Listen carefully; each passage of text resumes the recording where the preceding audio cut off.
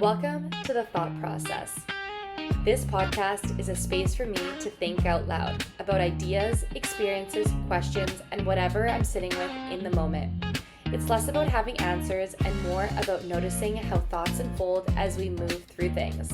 Some episodes will feel clear, some might feel unfinished, and some will just be me working something out in real time. If you like reflection, honesty, or listening to someone think things through as they go, I'm really glad you're here. Let's get into it. Hi, and welcome to my podcast.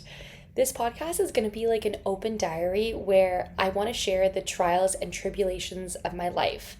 I really want to use this place to reflect and openly talk about topics that are coming up in my life.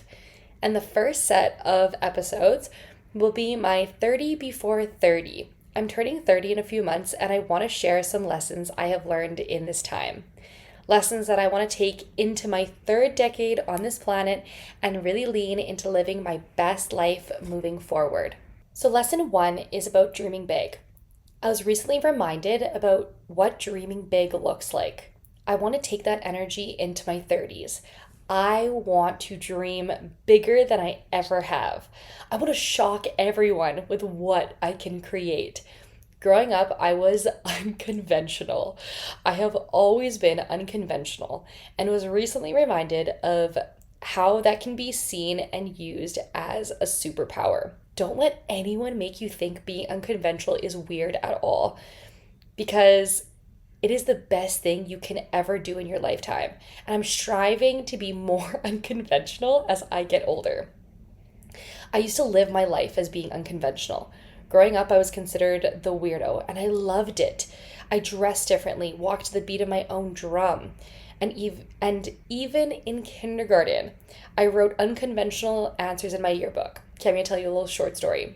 So recently I was going through like my kindergarten yearbook with a friend, and we were just kind of like laughing and kind of going back and forth about, what everyone's answers were to these crazy questions in kindergarten. And my answer was, when I grow up, I want to be a movie star, like on the red carpet, where everybody else, because we had everybody else's answers as well in the book, and theirs were like, I want to be a dentist, I want to be a doctor, I want to be a social worker, I want to be a nurse, like all these really conventional jobs. And then there's me, who's just like, I want to be a movie star. And I thought that was really funny. And then another one was, when do you think being grown up is? Like, what age do you think being grown up is? And, people wrote like 30 or 45 or maybe 50, like just those types of numbers. Mine, I kid you not, was like 100. I wrote down being a grown up means that I will be 100. And it didn't really hit me until today when I started writing about dreaming big that, wow, like, can we just take a second to appreciate how I thought that being a grown-up meant you were 100? Like, imagine that mindset, that you never really have to grow up, that you get to live life and dream big your entire life. And that being grown up, in quotation marks, just is something that we have created in this conventional sense, okay?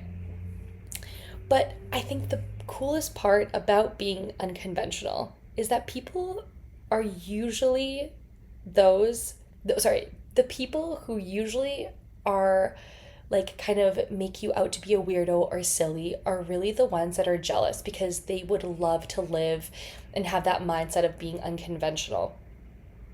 And they truly just don't have the guts to do it. And which is, being unconventional just basically means being yourself, being unique, and being unapologetically authentic. And I think that's such an amazing thing to realize, is that dreaming big and being why are words hard today? Unapologetically you, authentic, is dreaming big. Like, those two things go so hand in hand, being unconventional and dreaming big, because being conventional, you usually don't dream big.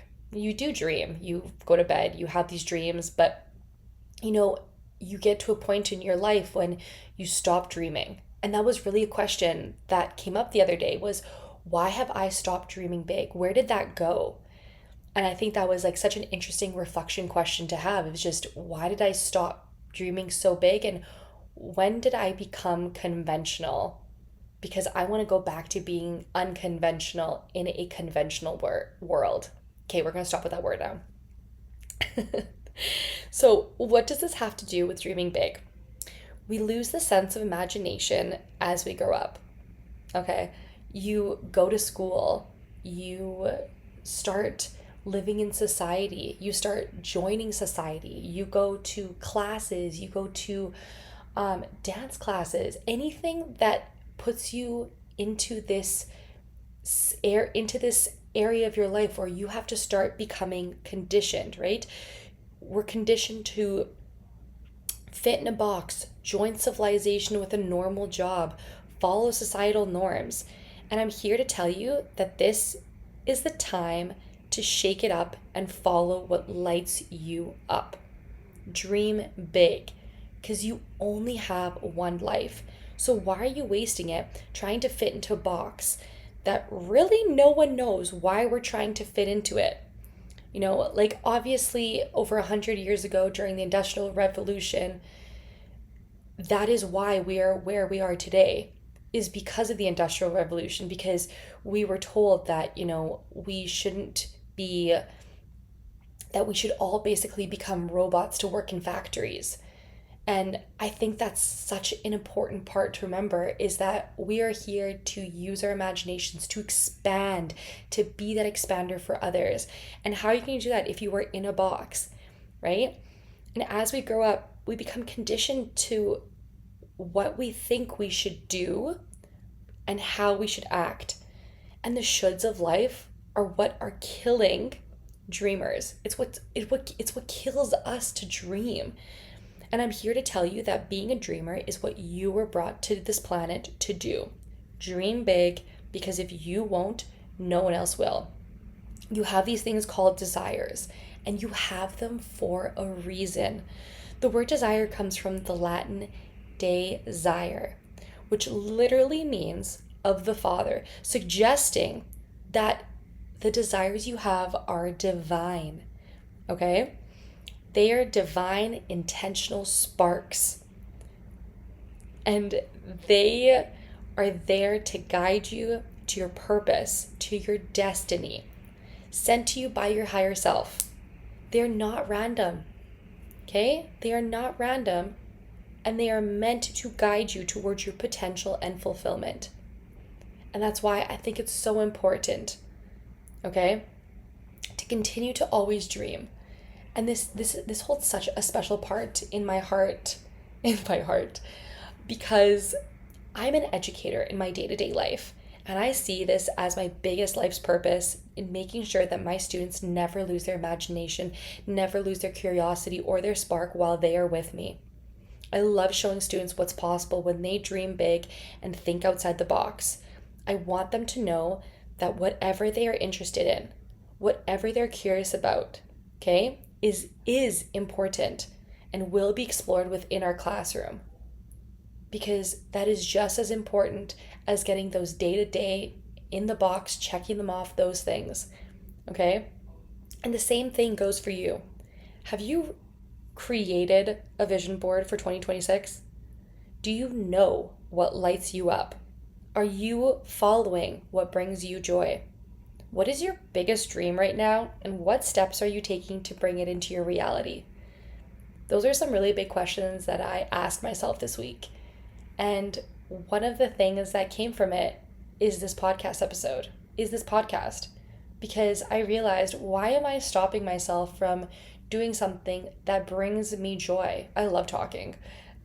And why am I stopping myself from something that I think will expand someone else's life in some way, shape, or form, in some capacity?